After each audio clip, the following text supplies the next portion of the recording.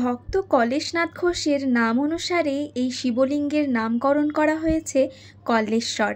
বীরভূমের অতি প্রাচীন এই মন্দিরটি বুঝিয়ে দেয় শিব কত অল্পেতেই সন্তুষ্ট হয়ে যান। সামান্য ফুল, বেলপাতা আর গঙ্গা জলেই তিনি তুষ্ট।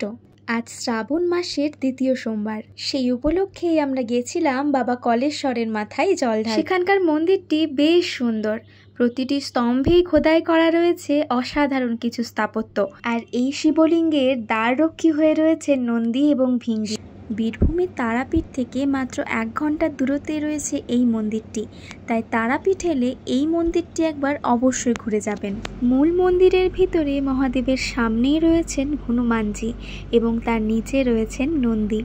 এই মন্দির চত্বরে মূল মন্দির ছাড়াও আরও ছোট ছোট অনেকগুলি মন্দির রয়েছে, আর ঠিক মাঝখানেই রয়েছে একটি নাট মন্দির। বহু মানুষ এখানে বিশ্রাম নিতে পারে।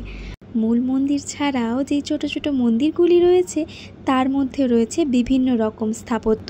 মনে করা হয় বহু বছর আগে কোনো এক ঋষি এখানেই দেবী পার্বতীর তপস্যা করে সিদ্ধি লাভ করেছিলেন।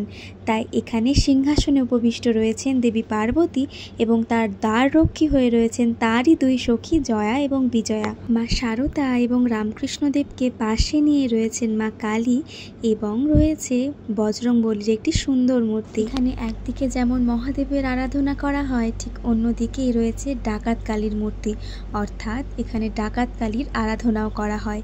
মন্দির চত্বরটা চারিদিক সুন্দর করে ঘুরে দেখলাম, সত্যিই মন্দিরটা অনেকটাই সুন্দর। এখনও নতুন কিছু মন্দির নির্মাণ চলছে, সেইগুলো সম্পূর্ণ হয়ে গেলেও আশা করি মন্দির চত্বরটা আরও বেশি সুন্দর হয়ে পড়বে। নতুন নাট মন্দিরের ঠিক পেছনে রয়েছে আরও একটি পুরনো নাট মন্দির, আর তার পাশেই এখানে যে জায়গাটা পড়ে রয়েছে সেখানে বিশেষ বিশেষ দিনে নরনারায়ণ সেবার আয়োজন করা হয়। তাই বলতে দ্বিধা নেই, এই সুন্দর সুন্দর মন্দির আর স্থাপত্যগুলি আমাদের বীরভূমের ঐতিহ্যকে অনেক গুণে বাড়িয়ে তুলেছে।